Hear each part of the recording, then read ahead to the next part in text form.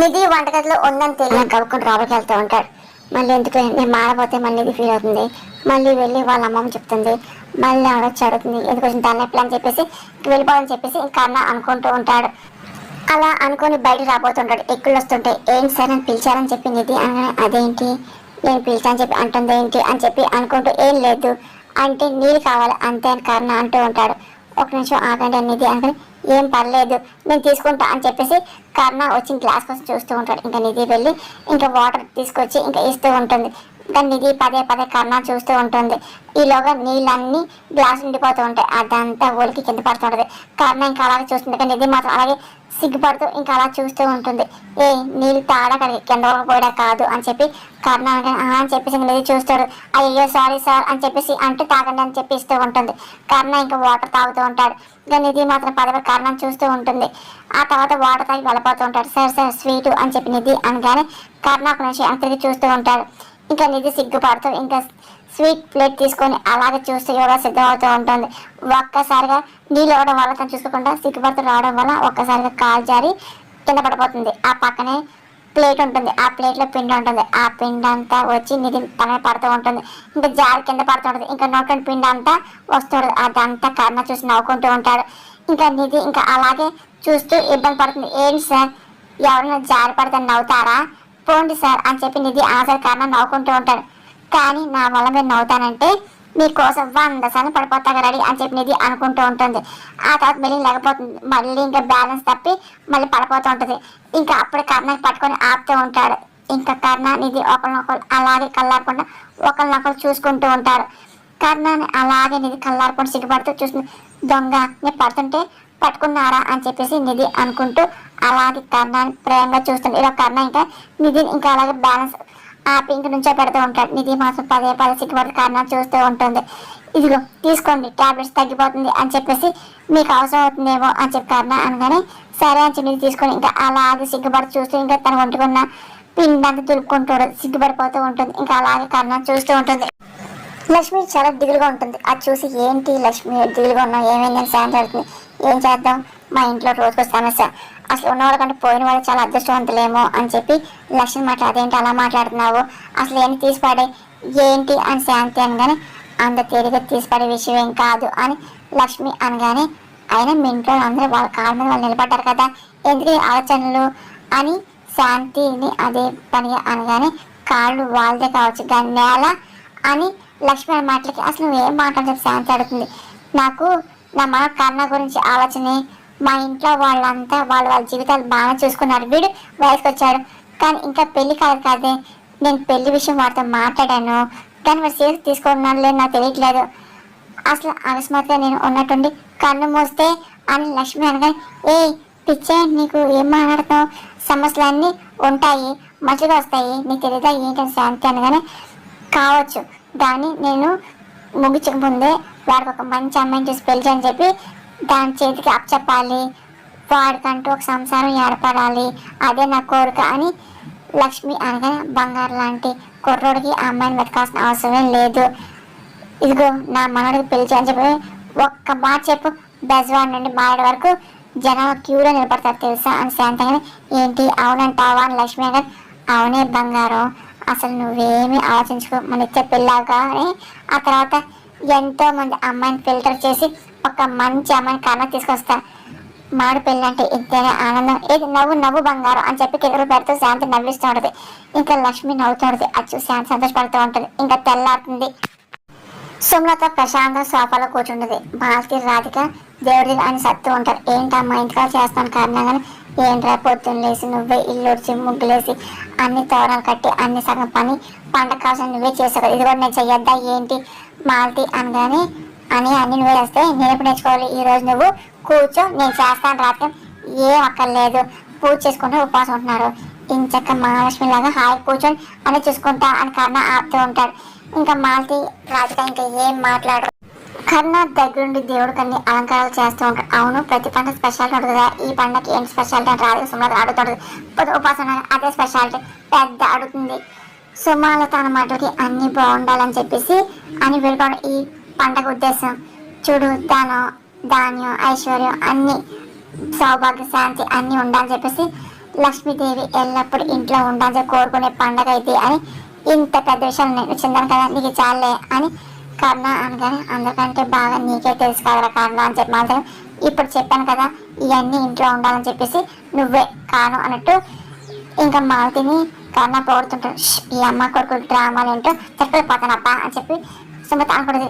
ఇదిగో చూడు పూజ చేసి ఇంట్లో అందరూ బాగుండాలి నాకు మంచిగా అని చెప్పేసి నువ్వు అనుకుంటావు అంతగా అందరూ బాగున్నారు కదా అని చెప్పి కర్ణ అంటాడు. అప్పుడు ఇంకా రమేష్ వస్తూ ఉంటాడు. మాటలు విని క్లాప్స్ కొట్టుకుంటూ వస్తూ ఉంటాడు. కర్ణ అలా మాల్చి చూస్తూ ఉంటాడు. అక్కడేమో నిధి దేవుడు పూజ చేసి అందరికి హారతి ఇస్తూ ఉంటుంది. ఇంకా తేజస్ నిధి అలాగే శాంతి కూడా హారతి తీసుకుంటారు. ఆ తర్వాత అందరికి బొట్టు పెడుతూ ఉంటుంది. ఆ తర్వాత నిధి వాళ్ళ అక్క చేతికి రాఖీ కడుతూ ఉంటుంది.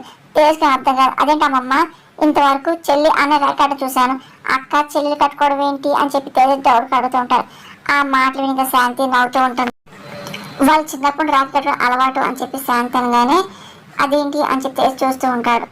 దానికి బుద్ధి వచ్చినప్పుడు ఇదిగో నిధి వాళ్ళ అక్క కడుతుంది అని చెప్పేసి అంటే బుద్ధి రావడం ఏంటి, నేను చిన్నప్పుడు అక్క కడతాను, అది నాకు 5 ఏళ్ళ నుండి కడతాను చెప్పి చెప్పు అని చెప్పి నిధి అనగా అదే చెప్తున్నానే నీ బుద్ధి వచ్చిందిగా అని చెప్పి శాంతి ఏడిపిస్తుంది. ఇదిగో శాంతి అని చెప్పి నిధి అంటే ఇదిగో అక్క స్వీట్ తిను అని చెప్పి తినిపిస్తుంది. అతను నిత్య కూడా తినిపిస్తుంది.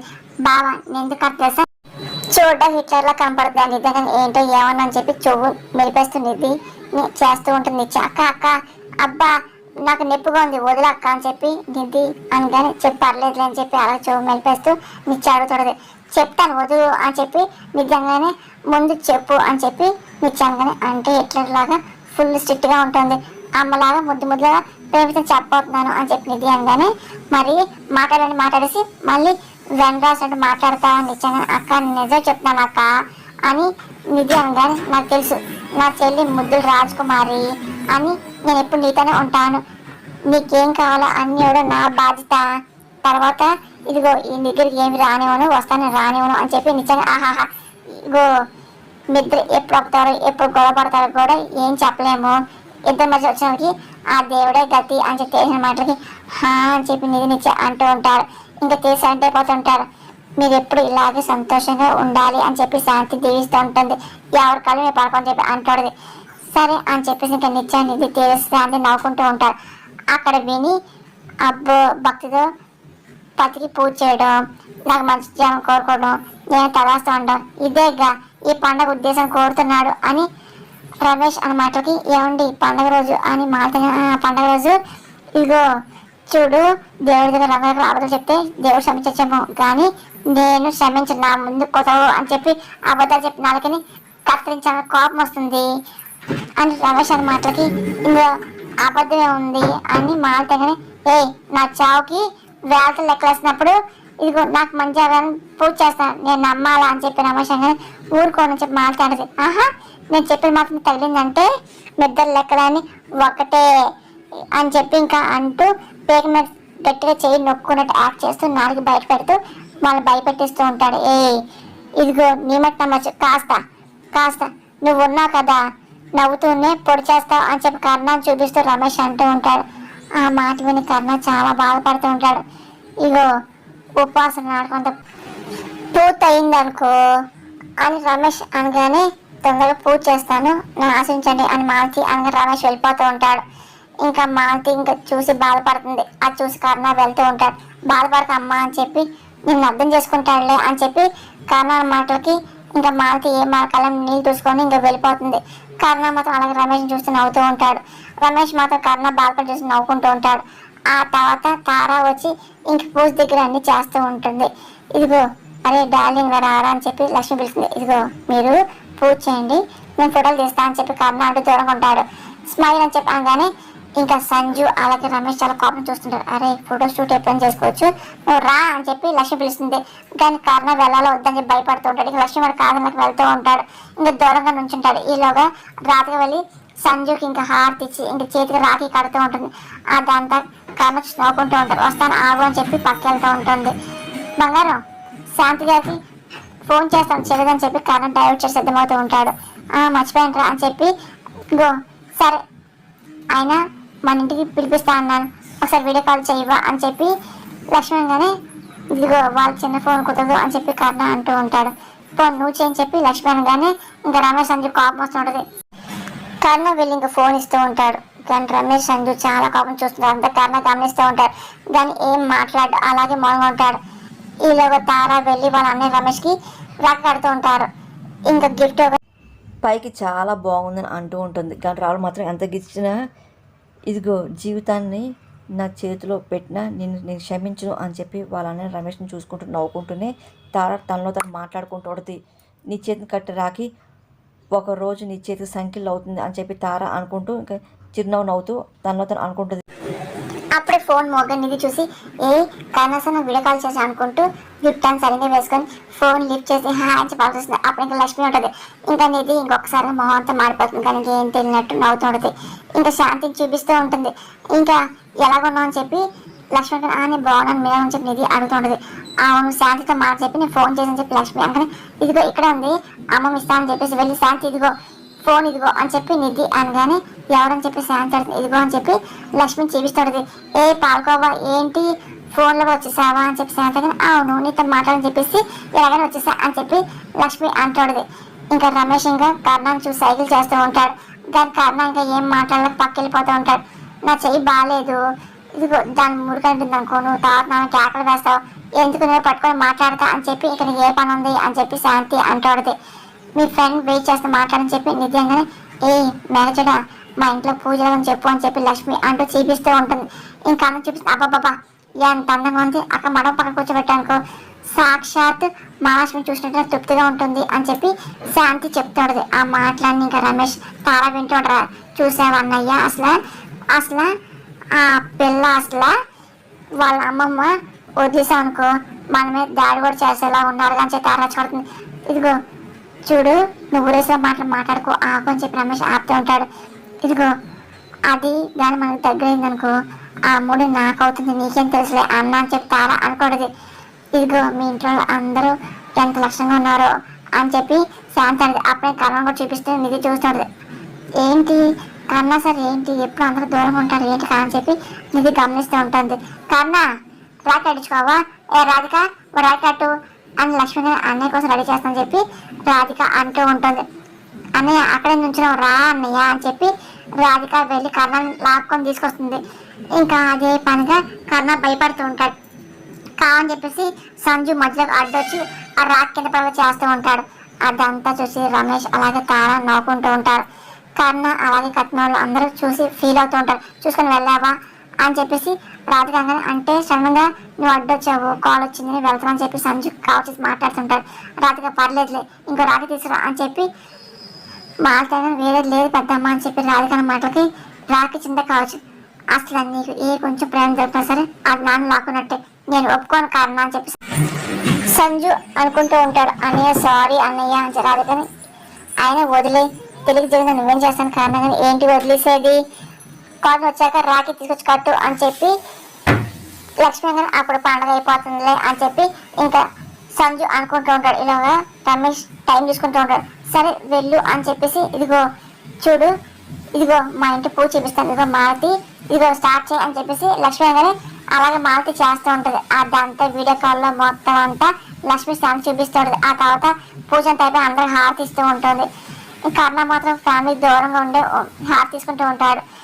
ఇంకా అదంతా ఇంకా లక్ష్మి చూపించగానే శాంతి సంతోషపడుతుంది. రేపు కలుస్తాను అని చెప్పి అని ఏంటి రేపు కలుస్తావు no no no no no ఇవాళే కలవాలి ఇదిగో ఈ సాయంత్రం పూజ అయ్యాక నువ్వు నీ మగ మా ఇంటికి రావాలి రాత్రి అందరూ భోజనం కలిసి లక్ష్మి అమ్మ ఇవ్వాలి నాకు అసలు కుదరదమ్మా అని లక్ష్మి అనగానే నిధి ఏమో సైకిల్ చేస్తూ ఉంటుంది. ఎలాగైనా వెళ్ళకూడదు కుదరదంటే ఎలాగా ఇదిగో చూడు ఆయన నాకు ఎన్ని అనవసరం నువ్వు మా ఇంటికి రావాలి అని చెప్పి లక్ష్మి అనగానే ఏంటి చూడు ఆట మొదలైంది ఇందాక ఏదో అన్నావుగా అని చెప్పి తారంగానే ఏ కాంతో ఇంటికి రాకూడతారా అని చెప్పి రమేష్ అనగానే మనం చేయలేం కదా అన్న తను వస్తుంది వచ్చిన తర్వాత ఏం చెయ్యాలో అది నేను చూసుకుంటా అని చెప్పి తార అంటాడు.